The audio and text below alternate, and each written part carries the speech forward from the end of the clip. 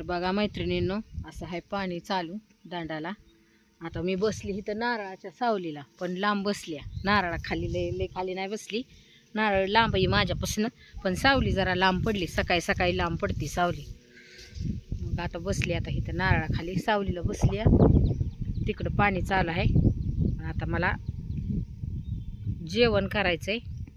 डबा आणलाय घरनं, मी काय घरी जेवण नाही केलं, म्हणून आता जेवण करायला बसणार आहे. बघा असं मी डबा आणलाय, असं आणलाय डबा. सावलीला बसून खाणार आहे. लय लांब आहे नारळ, तसं पण वारं जर जास्त सुटलं तर हितपर्यंत नारळ येतात. तसा लय लांब लांब नारळाच फट नारळ जातात, पण थोडंसं वार आहे. तर बघा अशी आणली चपाती. मी चपाती खात नाही मी, पण आज केली चपाती, खाऊ वाटली म्हणून. बघा असं बटाट्याची भाजी आणली आणि अशी चपाती आणली. आता मी जेवायला बसणार आहे.